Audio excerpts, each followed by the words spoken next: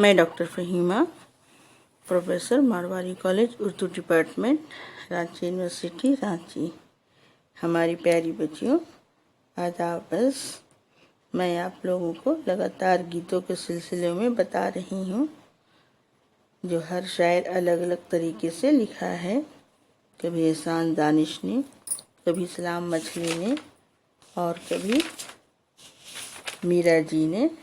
इस तरह से बहुत सारे शायर अलग अलग तरीके से इश्किया गीत या दुख भरी गीत वो लोग या सावन के हरे भरे गीत सब लिखे हैं। तो आज मैं आप लोगों को सलाम मछली शहरी के गीतों के हरवा गूंधूंगी इसके मुतालिक बताऊंगी। ठीक है, गीतों के हरवा गूंधूंगी। हरवा मतलब हार, समझ गई ना। गीतों के हरवा गूंधूंगी हम, हाँ सुंदर कोमल गीत के, हाँ सुंदर कमल गीतों के कुछ नाजुक कलियां लाऊंगी और उन तारों को बुलाऊंगी। उषा के गुलाबी डोरे में आशा के फूल पुरोऊंगी, गीतों के हरवा गूंधूंगी। हाँ सुंदर कोमल गीतों के, हाँ सुंदर कोमल गीतों के हरवा गूंधूंगी। हाँ सुंदर कोमल गीतों की कुछ नाजुक कलियां लाऊंगी और उन तारों को बुलाऊंगी। उषा के गुलाबी डोरे में आशा के फूल पिरोऊंगी, गीतों के हरवा गूंधूंगी। हाँ मैं हरवा गूंधूंगी। इस तरह से शायर ने इन अशार को लिखा है और गीत के सांचे में पिरो दिया है। ये अशार गीतों के हरवा गूंधूंगी से लिए गए हैं। महबूबा सुंदर कोमल गीतों के हार गूंधना चाहती है। वो आशा की कलियां लेकर उन्हें तारों से सजाकर उसमें उषा की लाली लगाकर महबूब के लिए खूबसूरत हार बनाना चाहती है। ये शायर कहता है, सुनती हूँ साजन आए हैं, जज्बात मेरे थर्राए हैं। इन प्रेम की नाजुक लहरों पर मैं अपनी नैया छोड़ूंगी, गीतों के हरवा गूंधूंगी। सुनती हूँ साजन आए हैं, जज्बात मेरे थर्राए हैं।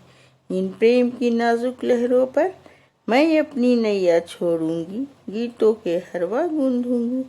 हाँ सुंदर कोमल गीतों के, हाँ सुंदर कोमल गीतों के हरवा गूंधूंगी।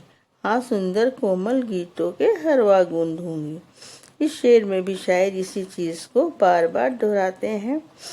उसे मालूम हो गया है कि उसका साजन आ गया है, उसके जज्बात मचलने लगे हैं।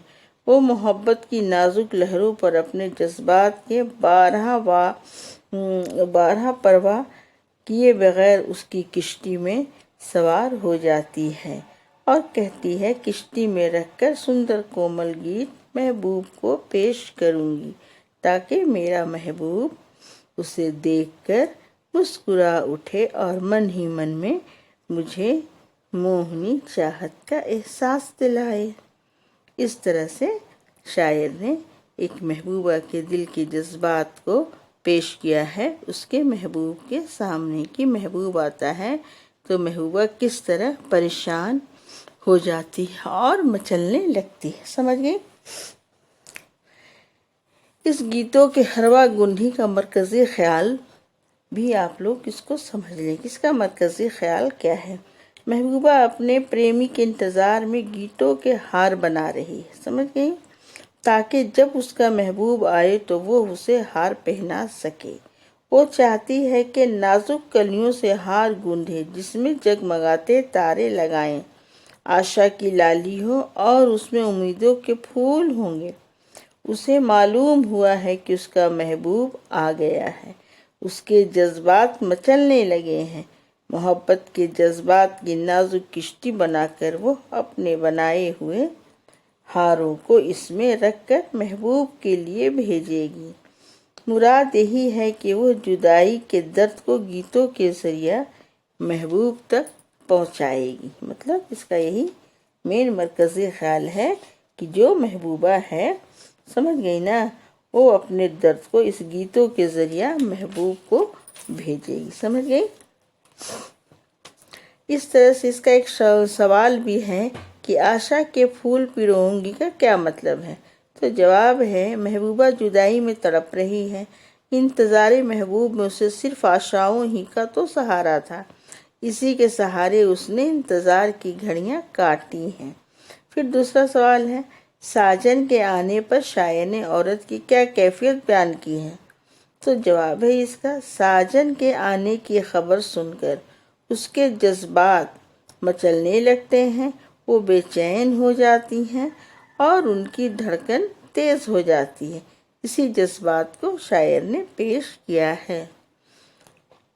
پھر اس طرح سے سلام مچھلی شہری کی حیات اور ان کی شاعری کا جائزہ لیجیے، یہ ہے آپ کا دوسرا سوال۔ تو اس کا جواب ہے، قصبہ مچھلی شہر ضلع جون پور اتر پردیش کے رہنے والے تھے۔ آزمائشوں سے بھری ہوئی زندگی گزاری۔ الہ آباد یونیورسٹی کی لائبریری میں ایک معمولی سی ملازمت سے عملی زندگی شروع کی، بعد میں آل انڈیا ریڈیو سے وابستہ ہو گئے اور دلی کو اپنا گھر بنا لیا۔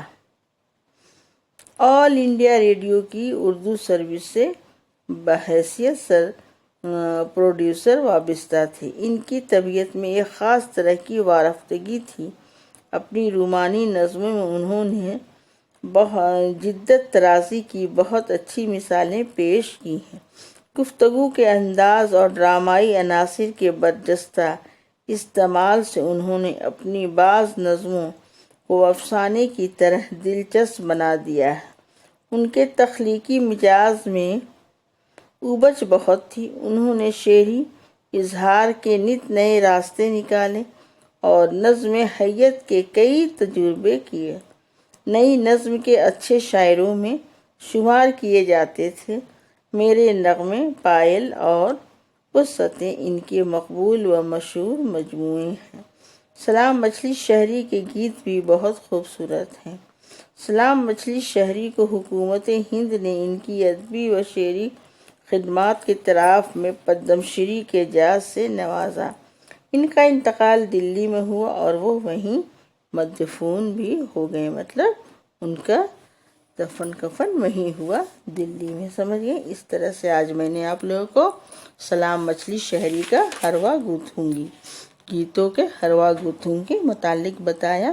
آپ اچھی طرح سے سمجھ گئی ہوں گے، اور اگر کسی طرح کی کوئی دقت ہو تو پھر آپ پوچھ سکتی ہیں انشاءاللہ تعالیٰ۔ پھر اگلے کلاس میں دوسرے ٹاپک پہ باتیں ہوں گی۔ چلیے، اللہ حافظ۔